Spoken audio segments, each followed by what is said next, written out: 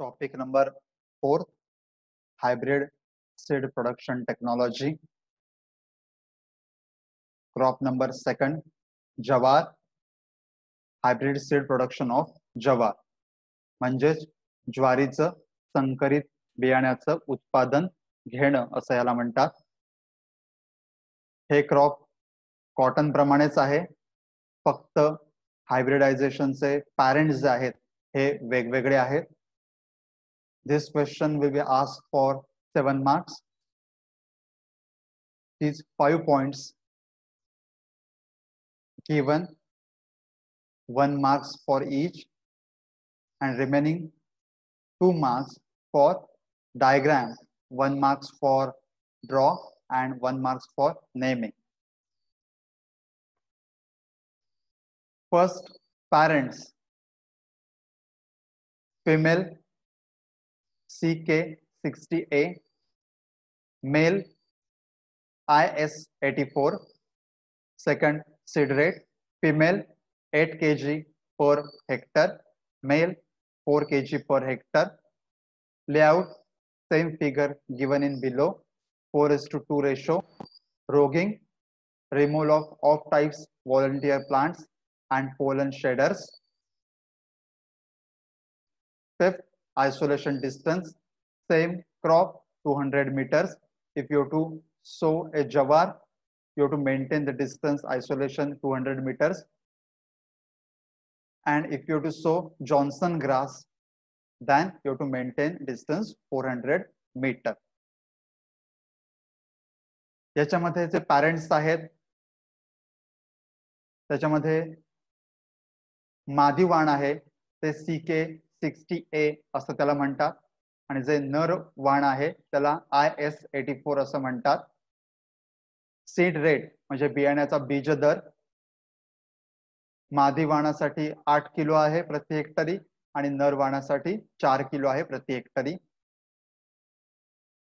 Layout म्हणजेच आराखडा, त्याची जी आकृती आहे ती खाली दिलेली आहे आणि त्याचा रेशो 4:2 म्हणजे 4 for female lines and 2 for male lines.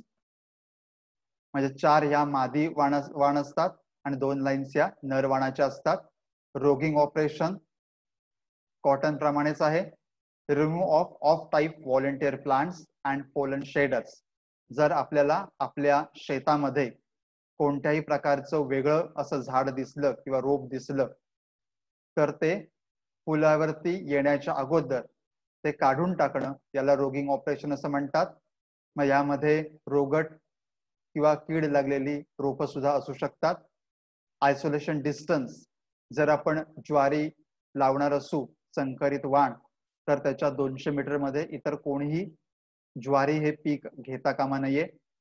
आणि जर कोणी आजूबाजूला जॉन्सन ग्रास लावलं असेल तर त्यापासून आपलं शेत हे 400 मीटर एवढ्या लांब अंतरावरती असलं पाहिजे. अन्यथा जर परागीकरण झालं तर आपलं चांगल्या प्रतीचं संकरित बियाणं ज्वारीचं तयार होऊ शकणार नाही, त्यामध्ये कंटॅमिनेशन येईल.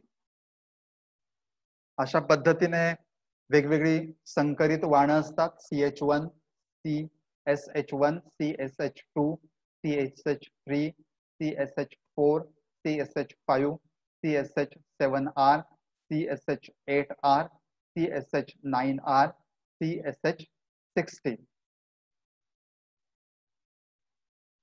सेकंड कॉलम मध्ये फिमेल पॅरेंट्स असतात आणि थर्ड कॉलम मध्ये मेल पॅरेंट्स आपल्याला बघायला मिळतात. ह्या दोघांच्या संकरातून CSH1 असं हायब्रिड सीड तयार झालेलं असतं. एक्झाम मध्ये विचारताना CSH1 असं क्वेश्चन मध्ये विचारलेलं असतं.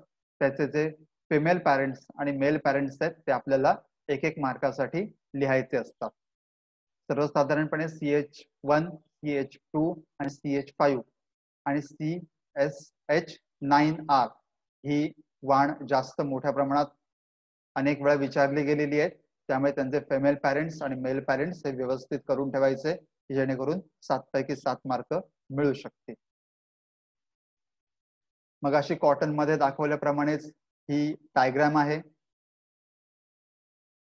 These 4 lines, first, second, third आणि fourth line for female plants first and second for male plants, again 4 lines for female parents, again 2 lines for male parents, and again 4 lines for female parents. And in border of the field, you have to grow a 4 lines of male plant for hybridization. These 2 lines indicate male rows and these 4 lines indicate female parents rows. And these border lines 4 to 6 border lines indicate again male parents. त्याच्यामध्ये ह्या ज्या 2 line आहेत, त्या 2 ओळी आहेत, हे नर वाण आहेत. हे जे 4 ओळी आहेत ह्या मादी वाण आहेत आणि ह्या प्लॉटच्या बाजूने 4 ते 6 ओळी आहेत, ह्याला आपण परत नर वाण असं म्हणतो. हे हायब्रिड सीड प्रोडक्शन घेण्यासाठी किंवा संकरित वाणाचं चांगल्या गुणवत्तेचं बियाण्याचं उत्पादन करण्यासाठी जास्त महत्वाचं असतं आणि ह्याच पद्धतीने आराखडा हा शेताचा तयार केला जातो आणि संकरित वाणाचं चांगल्या गुणवत्तेचं बियाण्याचं उत्पादन हे घेतलं जातं. धन्यवाद.